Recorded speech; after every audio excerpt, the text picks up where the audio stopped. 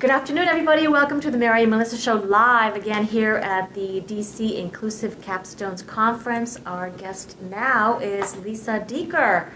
Doctor. Lisa's good. Lisa's good. Doctor. Would you please tell our audience what your specialty is and why perhaps you were chosen to be the keynote speaker at today's conference? Well, it's a real privilege to be here, and I'm excited about the conference. It's really what my life has been all about, and at the keynote I will expose that inclusion has been something I've been doing since the day my brother was born.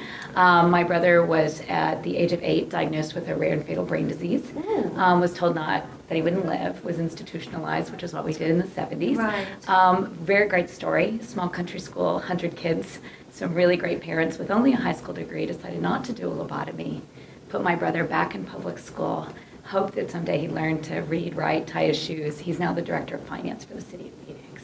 Oh, what a success story! Yeah. See, you can prove them all Yes, wrong. yeah. And so my job at an early age was to understand that inclusion isn't something you read about, it's something you live and you do and you believe. And so I have the greatest job in the world. I'm a professor at the University of Central Florida. I run the Lockheed Martin Mathematics and Science Academy to train teachers to be leaders in math and science, and to kids with disabilities will learn math and science. And at the same time, I run the PhD program in special ed, and I'm very proud of the fact that in the last 10 years, we've graduated over 60 students, and of those, 22 are diverse students, and 12 of them have disclosed disabilities. So I now have folks who have doctorates who have a learning disability, traumatic brain injury, blind, deaf. We have a young lady with CP. So again, it's not something you talk about or write about. It's something. So my research has always been on inclusion with a very specific focus on middle school, high school, which most people are afraid of. Yes, and for very good reasons. For very good reasons. Absolutely. Oh, and I forgot that one fact, and then I will stop. But I'm also a parent of a child with a learning disability, Tourette's, and I'm most excited that he made it to the Junior Olympics last year as a gymnast. Oh my gosh. So my life I don't ever question why I get up in the morning. That's inspiring. Thank you. That's a big you. boost for us. Thank you. It's because moms always know what's right. So let me remind you that. That's my one word of advice. Really? Okay, well then that's a wrap. Well, that's our motto right there. We do know that we know, but somehow the rest of the world hasn't caught that yet. Yeah. So you're here to give a keynote, but why you? Well, I was asked, but what makes you so special? What I think it is not only the life experience, but I think the keynote is about what I think should happen in inclusive practices, and that is not only living it, but having the privilege of also researching it. And so I've had 2 sabbaticals. One I spent substitute teaching in the inner city schools of Milwaukee and schools of poverty to remind myself how hard the job of teaching is. And the second one I spent visiting over 60 schools of what makes inclusive practices work. And so my work has always been focused on not what's broken, but what do we do that's right that makes a difference. And so I think that's really my message, is that anything is possible, because I've seen it in my own life, but also the research supports that when it's possible, these are the things that are needed to make it possible. Well, let's brass tacks. What does DC need? What does every school need? So I'll make it about schools across the country. There's 2 things I found, which I think I thought it would be magical. You know, when you do a research, you're like, okay, I'm going to go solve the world. 2 simple things that I really think every school should have. One is, in really strong inclusive schools, they don't whine. They don't complain. They don't talk about this kid can't do. They talk about what are we going to do so this kid can. And so it's just a very different kind of core value. And I think one of my favorite examples is I was in a school for the day visiting, and there was a principal there, and in walked a mother with a daughter who was blind and deaf. Well, my expectation, honestly, having been in thousands of schools, were, oh no, versus, wow, this is what the principal said, I'm so happy your child is here because they're going to enrich the visual and auditory learning of every kid in school. And I'm like, okay. That's the perfect response. It's the perfect response. It is, yeah. And that you could see that mother go, And then the second thing is they were stealth in their consistency, but they were flexible at all times. In everything. Rules, homework, changing of schedules, who was teaching with the kids, who was working with the families, how we approached technology access. So there was the same technology kindergarten through high school, and it advanced with the kids. So it wasn't, well, you got it this year. The general ed teachers and the special ed teachers talk to each other, and that's one of the features that I'll be talking about is the 7 things that I found that work. Oh, and which book addresses? Well, this one, the demystifying book, was about the 7 strategies, and there's a new one of that one coming out. Is this your first book? That was one of my first, This yes. is one of her first Yeah. books. Demystifying secondary Inclusion. Right, secondary Okay. inclusion. And then you have this wonderful, the co-teaching lesson plan book. Right. Which I perused. It's for a little older children. What age? Actually, it could be used with any, but what the focus of that came from my own teaching. The general ed teacher fills in one side of the lesson plan. Uh-huh. The special ed teacher fills in the other, so they know how they're planning together in the class. That's So as they're fantastic. teaching together. And then these are the 2 This newest is the ones. strategies for teaching contact effectively in the inclusive secondary classroom. So that's for the general ed teacher. Uh-huh. And we use some fun letters in there like, I got a kid in my class that's doing, what do you do? So we Right. kind of use that Dear Abby model Yeah. of writing of, this happens, now what do you do? And again, kind of going that, how do you solve the problem instead of let's talk more about what the problems are. Okay. So, so 7 steps. Right. 7 strategies. 7 strategies. They're not in order. 7 strategies. What are they? First one is a school-wide culture. Any Just a kid, what? a school-wide. School-wide A culture. school-wide culture. Yeah. Okay. So anybody Right. that walks in the door, welcome. Gets that. Bring whatever you have Bring and it we'll on. find a way to solve it. Okay. The second one is one that I think as parents we often don't hear enough about, and that's celebrating all kids. I don't know about you, but I want to run into those bumper stickers that say my kid's on the honor roll. Mine will never be, thank you very much. Okay. Right. So, Yeah, I try not to look My- at those. My kid made it out of bed today. yeah, exactly. Yeah, my kid can beat up your honor roll kid. Yeah, Oh, yeah, I've yeah. seen that one. I don't like that one either. No, I don't like that one either, but yeah. Yes. Yeah. My kid's more mentally challenged than yours. Yeah. Celebrating all kids? Celebrating Yeah. all kids. And one of the things we don't do that I saw in these schools that work is we forget that kids with disabilities shouldn't be overdosed with special education. So they need help. They need the wheelchairs for their brains, the wheelchairs for their behaviors, whatever it is. But we shouldn't have them on an IV for life, No, I or there agree. won't be life. I agree. Right. Yes. But I would like to state that there is a fine line between finding out when is the right time Exactly. to take the IV out. Absolutely. And maybe drip them a little bit slowly Right. to, Right. and the difference between indulging the special need and Yes. acknowledging or Absolutely. facilitating it. That's something that I have encountered among the educational field, that Absolutely. the word is indulging. We don't want to indulge your child to make him feel that he still needs this crutch. And I'm like, I'm not indulging him, I'm acknowledging that he has this issue and that we should facilitate him with it. Yes. How do you see the word indulge versus facilitate? Let's see if you've heard this one. Yeah. If your mother just didn't give you so much help with everything. And I'm like, but you need help. Oh, it happens to me. We don't want to give them help. Right, I mean, we I don't. don't particularly. Absolutely. But if he's trying, it's been 20 minutes and you're still trying to Exactly. put the shoe on, I'm sorry, I Exactly. gotta go It is someplace. time to put that Just shoe on and shoe go. on. Yes, absolutely. So I think there's a difference, but I think sometimes there's this fine line that kids get segregated with an aid and so much support Okay. that when you put them back, Yeah. they can't go back. Right. Whereas what I always say is give them the least amount, but make them successful. Yeah. And so by celebrating kids, there's 2 things that happen. You give them the right amount of support. And I always like to say, is it 10 milligrams of special ed, 50 milligrams, 100? That's fine if we start with 100 because you need it, but how do we get it to 40 to 50 and as little as possible? The second thing we don't do enough of, though, is let our kids with disabilities give back. So if every day I got up in the morning and someone said, Lisa, you need help, you need help, you need help. Oh, I'm here to help you. Now we got 6 people helping you. Eventually I start to go, I don't like myself It's a victim model. Yeah, and so when I graduate, what am I going to do? I'm going to probably go on welfare. I'm going to do, and I'm not saying that's true for people with disabilities, aren't all people on welfare. It's not the case. But again, what do I see? I'm not going to go to college. Less than 10% of our kids with learning disabilities go to college. I know. But we have an IQ test to prove they're capable. Right, and Right. that's the failure to me of the system, Exactly. not the kid. Yeah. But I think it also goes both ways, that if every night at my house is about what can I do for you versus what can you do for somebody else. And that's what I found in those schools. There were cooperative learning groups so those kids could give. There was cross-age peer tutoring, so the kid with a disability first period in high school was being tutored. Second period, they were great in PE, they were tutoring somebody else. Right. And so it's that giving and receiving That's that has to very be there. empowering for children Yeah. with disabilities to be able to actually be the one assisting the other. Exactly, and giving back. Giving back. Because that's why we're all doing what we're doing. We actually have a chart in my house where it's what can you do on your own today? Like, Yes.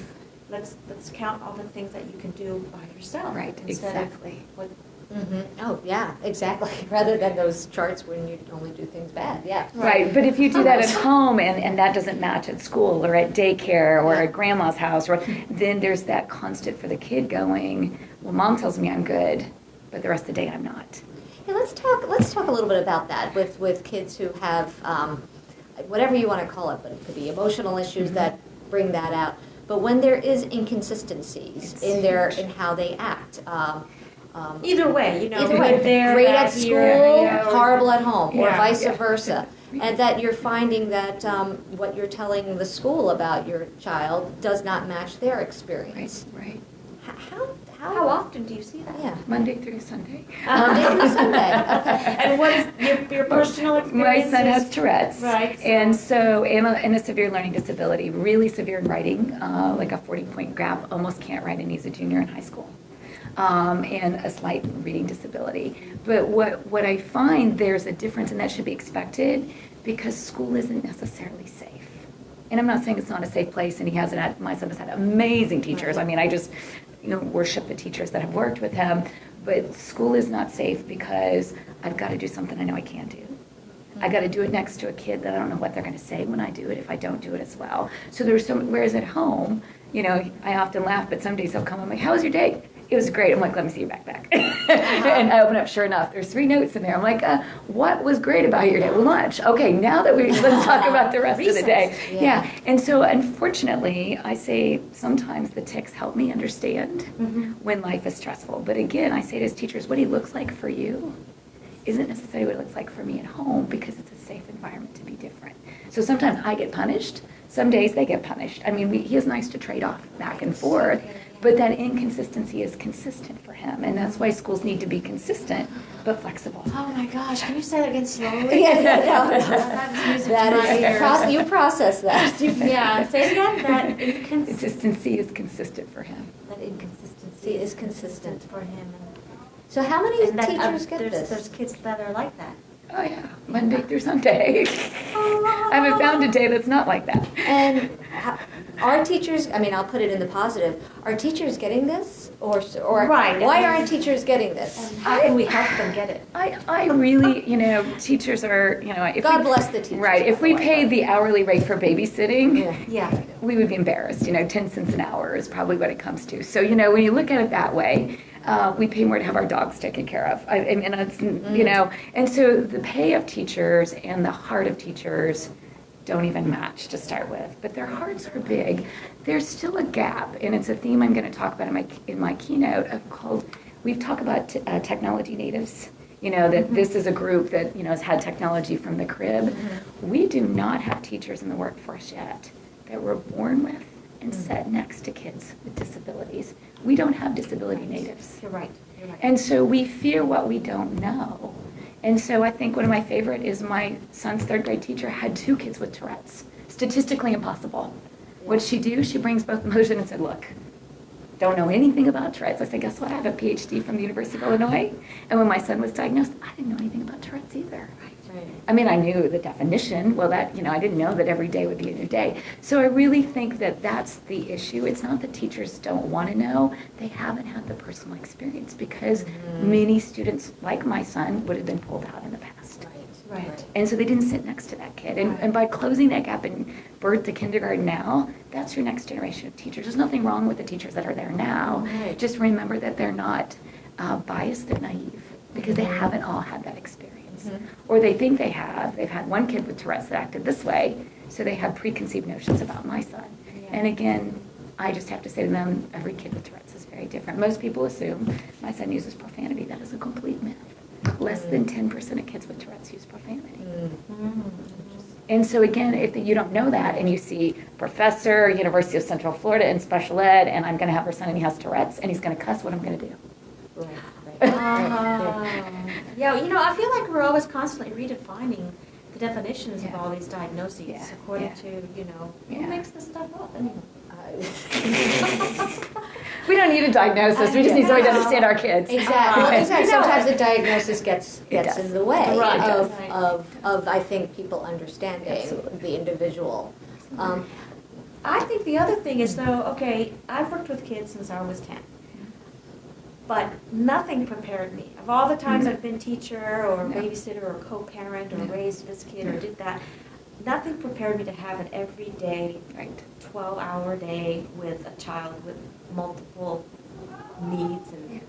And that's another element that's missing. There should be some kind of prerequisite. If you're going to be a teacher, maybe you need to spend like a month retreat every day with a special Walk a needs mile child. in my Walk a mile moccasins. in my shoes. And, you know, and that by itself garners you an incredible insight that you wouldn't never get if you did. You have a child with it. Yeah. That's why I think parents with children with these kinds of dynamics end up pseudo-careering because it transforms your personal world so dramatically, and then you have such an incredible insight that nobody else has into your child and then other people's children, and then you are the expert. Yeah. And this is what's missing, I think, in the educational field.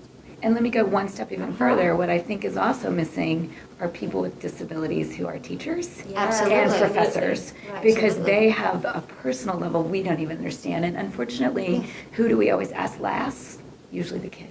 Yes, right, You know, right. what isn't working for you? Well, let me tell you what's working. And if the kid says it, then they become known as the pushy kid, or that, you know, like, you know, I know what my rights are. Well, that statement automatically people are like, how dare you say that? And I'm like, but how dare you not be able to say that you understand what you need for yourself? Yeah. Can you talk about the training of teachers? Sure. I mean, that my fundamental knowledge is that there's a track of learning for general ed, and then there's a track for those who, God bless them, want to do special ed. Sure. And then they go out into the world. But meanwhile, tons of kids with diagnoses and IEPs are in classrooms that are being run by teachers with just general ed. Right. So, how does, why? How is this fitting the needs of our kids? Figure that out. Is this a book that you use in a teaching model? Is this a teaching? Could be used in either curriculum? one, either direction. And that one's for principals, on how to get principals to get teachers to work together. No way, you have a book just for principals? Yeah, how to get general ed, special ed teachers to work together. Okay, well, we'll make some special deliveries on that one. How to get them. So I think what you're seeing is there's, again, just like there's political issues in schools, there's also political issues in higher education. But one of the things that I think is always the struggle is, what do you not give a teacher? What do you not give a teacher? I mean, if there's anything I mentioned, so they need a class on parents, they need a class on parents with kids with disabilities, they need a class on disability, they need a class on English as a second language, they need on social economics, they need reading, they need math, they need science, they need social, they need writing, they need loving kids, they need, you know, so the problem comes in twofold. One, we got to make sure we're getting the right people in, and that's one of the problems I've been trying to take on. I actually have funding from a large foundation to train teachers with avatars. So we have our first avatar with autism in our environment. Wait, the blue guys? Well, not blue. These actually look like real kids, but the blue ones are, yes. And our teachers actually can practice without, I like to say, without hurting any children.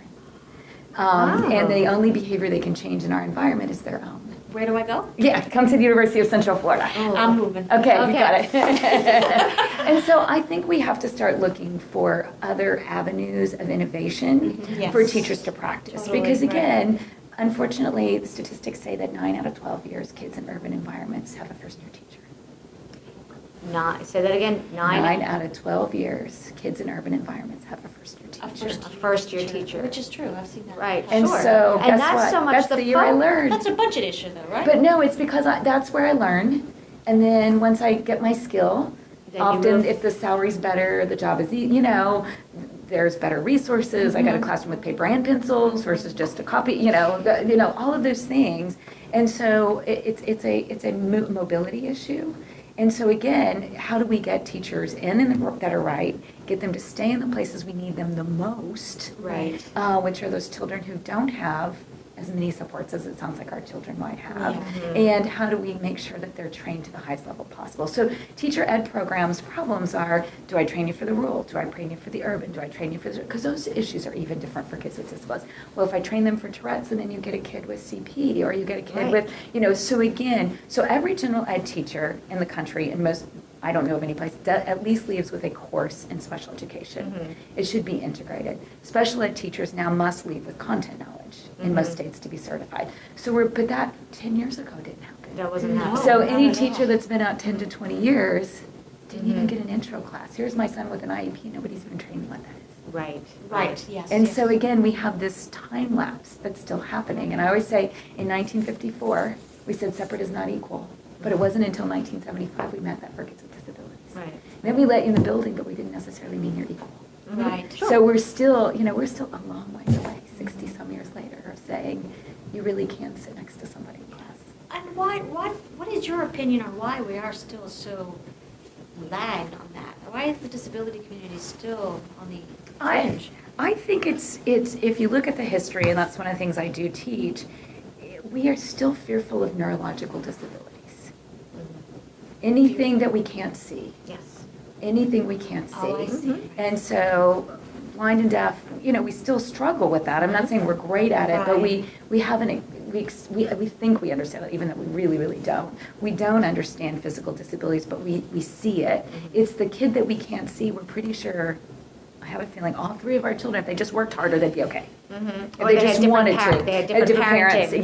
yes, or, Yeah. and we've been through the whole list. And so Yeah. I think there's still that last frontier of group that people struggle. Learning disabilities, behavior disorders, Tourette's, autism are much more neurologically based, and we know so little about the brain. So is that why I often hear people say, oh, sensory issues are so misunderstood, or Yeah. sensory is so Everything in the brain is misunderstood. and I mean, do you that's- understand men? Do men understand women? I mean, you think about all of the misunderstandings that Is that are. a neurological?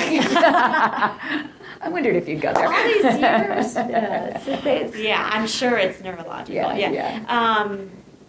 Let's talk about that because we struggle with sensory children, Mhm, and it seems like every time I try to have a conversation with an educator or a professional or a doctor, it's always been the challenge to get him or her to understand the connection between audio, spatial, stimulus, and what that does. I keep using the analogy, imagine if you were in an acupuncture room and you were being needled over and it wasn't, and you can't really see where it's going, but it's affecting it. their neurological systems, and they just can't handle it, and their whole brain and body, of course, at the end of the day, they're going to be a basket case, or exhausted, or irritable, or frustrated, or just plain old mad and moody. What is so difficult about understanding that? Again, I think because we haven't talked about it and haven't experienced it. I mean, think about, do you have other children? No. No. I have two. Okay. One who I thought she was a very difficult child. She was an angel until I had number two. Right.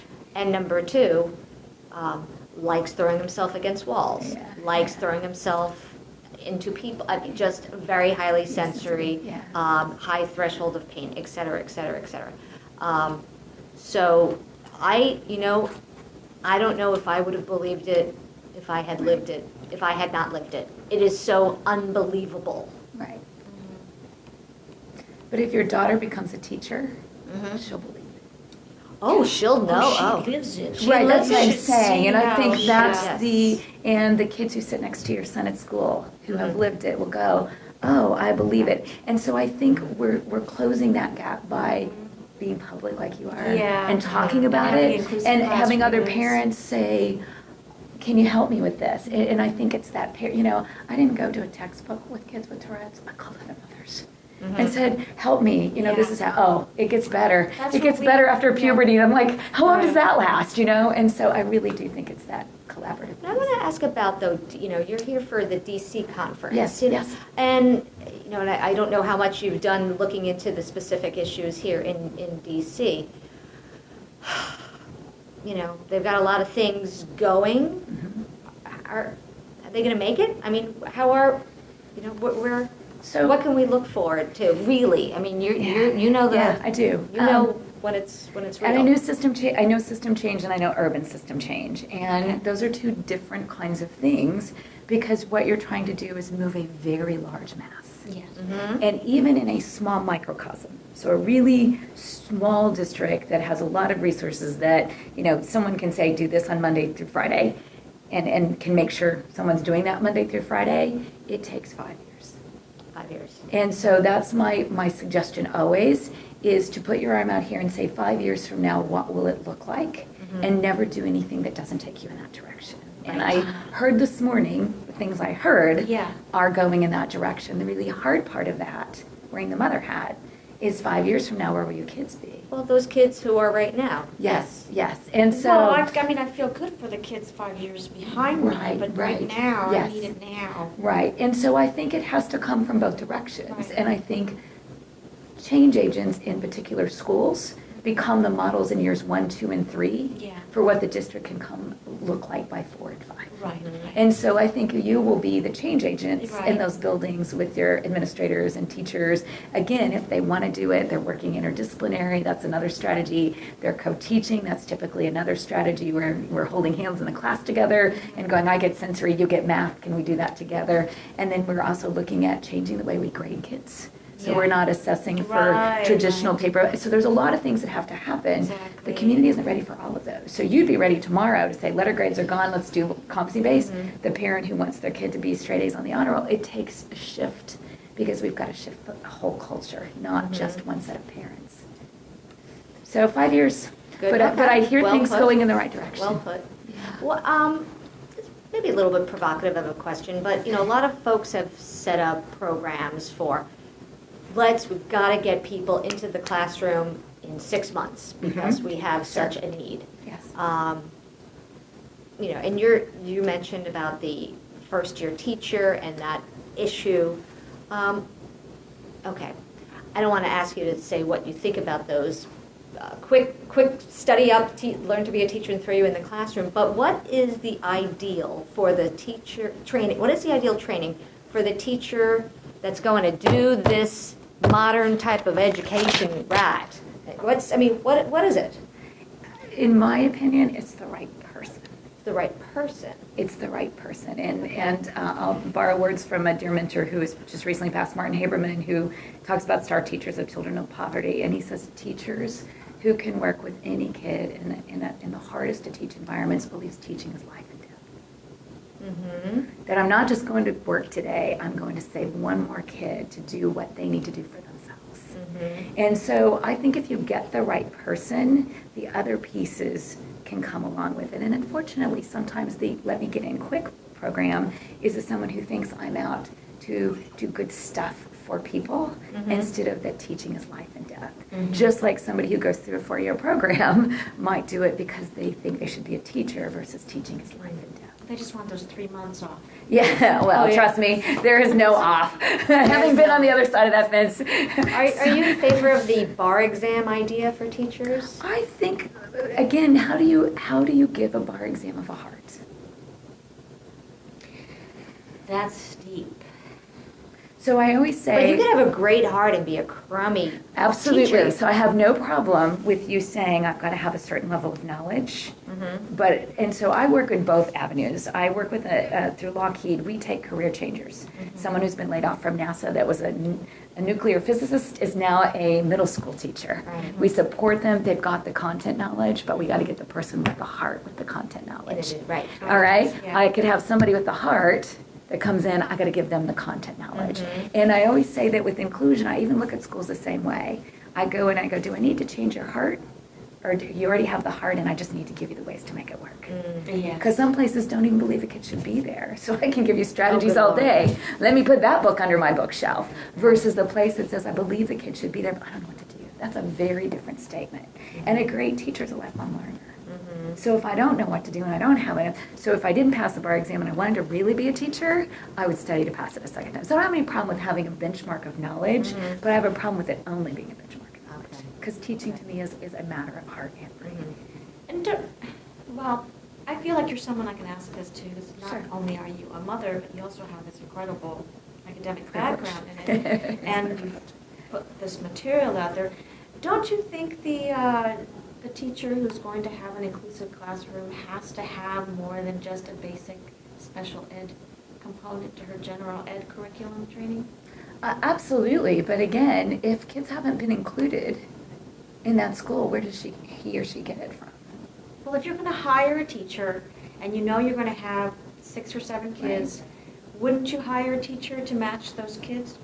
I would hope you would, but keep in mind, with all the requirements in teacher education, there isn't a way to say this is an inclusion teacher. Like we're talking at my own university of starting an inclusion specialist degree. That just like we have an autism specialist degree, you get 12 credits. I agree. But again, then who's going to pay for that? How's the teacher? It's not a lot of programs are combined, but they're not necessarily about just inclusive. Right.